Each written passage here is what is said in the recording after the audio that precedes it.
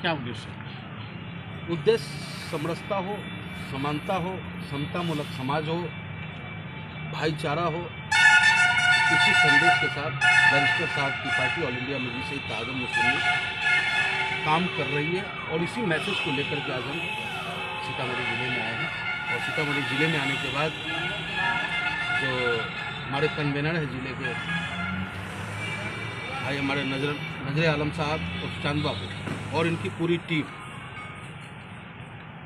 देखने के बाद तसल्ली हमें है कि बैरिस्टर असदुद्दीन ओवैसी साहब के विचारों को पहुंचाने में ये और इनकी टीम सक्षम है। कहाँ जाना हुआ है सीतामढ़ी में? जी, सीतामढ़ी में रूनी सैदपुर में एक कार्यकर्ता सम्मेलन था, उसे संबोधित करने के बाद फिर ददरी जामिया जाइया फैजुर रजा जी का जो मदरसा है और उनका मकबरा है, वहाँ भी जाकर के मथा टेक करके उनसे आशीर्वाद लेने का काम किया, क्योंकि बड़े बुजुर्गों के आशीर्वाद के बगैर कुछ भी संभव नहीं है। और उसके बाद बाबा साहब भीमराव अम्बेडकर जी के श्री चरणों में संविधान निर्माता है। आपके इस दौरे से पार्टी को कितना फ़ायदा होगा, क्या फ़ायदा होगा? देखिए, मैं आपको एक चीज़ बताऊँ, ऑल इंडिया मजलिस इत्तेहादुल मुस्लिमीन फ़ायदे की राजनीति नहीं करेगी। हाँ, कुछ को मैं जगा दूँ, कुछ को आप जगा दो, ये जगाने की राजनीति हम करते हैं। हमें ना ही विधायक बनने की लालसा है, ना ही हम मुख्यमंत्री बनकर के जुल्म करना चाहते हैं। हाँ, जो जुल्मी सरकार है उसको आईना दिखाना चाहते हैं कि तुम्हें जो ताकत मिली है जनता के अंगूठे के दम पे मिली है, तुम रानी के पेट से पैदा लेकर के उस मुख्यमंत्री की कुर्सी पे तक नहीं बैठे हो, प्राइम मिनिस्टर की कुर्सी तक नहीं बैठे हो। तुम्हें उस कुर्सी पे जो बैठाया संविधान के दायरे में आम जन के हित में निर्णय लेने के लिए। लेकिन वर्तमान जो देश और प्रदेश की स्थिति है बड़ा ही भयावह है। आप सच बोल नहीं सकते, सच बोलोगे मुकदमा का सामना करना पड़ेगा, सच बोलोगे ईडी, सीबीआई, तमाम तरह की सरकारी संस्थाओं का प्रयोग करके ये सरकार लोकतंत्र को दबाने पे आतुर है। लेकिन हम ऑल इंडिया मजलिस इत्तेहादुल मुस्लिमीन के कार्यकर्ता बैरिस्टर साहब का सिपाही होने के नाते बाबा साहब भीमराव अम्बेडकर के श्री चरणों में श्रद्धा सुमन अर्पित करते हुए शपथ लेते हैं कि जब तक सांस है आम जन की लड़ाई, गरीब, मजदूर, किसान, दलित, अल्पसंख्यक, लोग कहते हैं कि 20% मेरा है, 5% मेरा है, 70% मेरा है, और बैरिस्टर साहब कहते हैं 100% मेरा है। तो हमारी सोच है कि पूरा हिंदुस्तान खुशहाल हो। जातीय जनगणना पे आप क्या कहेंगे? जातीय जनगणना बेहतर है, ये बहुत पहले हो जाना चाहिए। कम से कम हमें ये पता तो चले कि हमारा कौन भाई पिछड़ा रह गया और कौन बहुत आगे निकल गया। लेकिन उसमें कहीं कुछ त्रुटियां भी हैं, जिसको लेकर के हमारे प्रदेश के अध्यक्ष और विधायक भी हैं वो अख्तरुल इमाम साहब, उन्होंने प्रदेश के मुख्यमंत्री को पत्र भी लिखा है।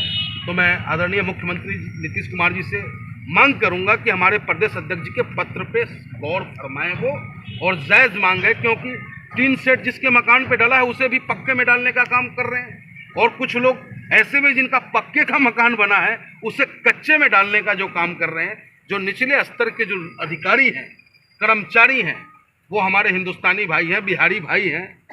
मैं डायरेक्ट वे में ये कहना चाहूँगा कि संविधान के दायरे में रहकर जो सरकार का कानून है उसको फॉलो करे और आम जन तक उसका हक पहुँच सके। क्या अपील करना चाहेंगे हमारे?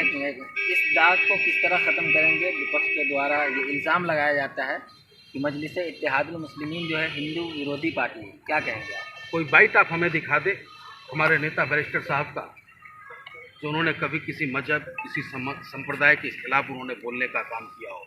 आज भी जैन समाज का एक बहुत ही सम्मानित प्रतिष्ठित तीर्थ स्थल है श्री सम्मेत शिखर जी, उसे भी ये सरकार पैसे कमाने के लिए पर्यटन स्थल के रूप में विकसित करने का काम करने की तैयारी कर रहा था, जिसका विरोध हिंदुस्तान के तमाम जैनी भाइयों ने किया, और उसका समर्थन अगर किसी ने किया इस हिंदुस्तान में तो वो एक ही नेता है बैरिस्टर असदुद्दीन ओवैसी साहब। ये तो बेबुनियाद इल्ज़ामें हम पे लगती है साहब, वो कत्ल पे कत्ल करे जा रहे हैं, उनको कोई कुछ कहने वाला है, और हमने आहें भी भर दी तो हंगामा खड़ा हो गया।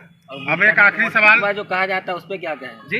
वोट कटवा जो कहा जाता है उस पर क्या कहें? देखिए, जहाँ तक वोट कटवा कहने की बात है, मैं बड़े सरलता के साथ आपके माध्यम से मैं समाज के बीच मैसेज देना चाहता हूँ कि जब तक मांझी जी मुख्यमंत्री नहीं बने थे उससे पहले तक उनके समाज की क्या स्थिति थी, जब तक लालू प्रसाद यादव जी मुख्यमंत्री नहीं बने थे बिहार समाज में यादव समाज की क्या स्थिति थी, और मुसलमान जो देश की आज़ादी में अहम भूमिका निभाया, जब फांसी के फंदों को चूमने की बारी आई तो उलेमाओं ने फांसी के फंदे को चूमा, रेशमी तहरीरें चली। और आज जब आज़ाद होने के बाद आज भी हमारे देश का वो मुसलमान अपने आप को पिछड़ा और ठगा हुआ महसूस कर रहा है। तो इसकी वजह सिर्फ और सिर्फ राजनीति है।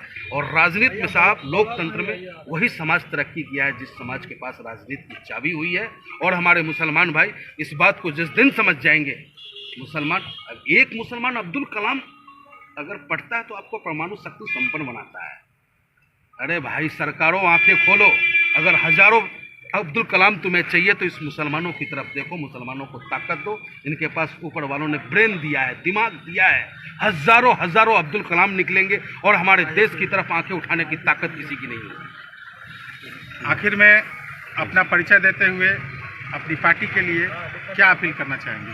जी, मैं पंडित मनमोहन झा गामा, बैरिस्टर असदुद्दीन ओवैसी साहब का एक अदना सा सिपाही हूँ।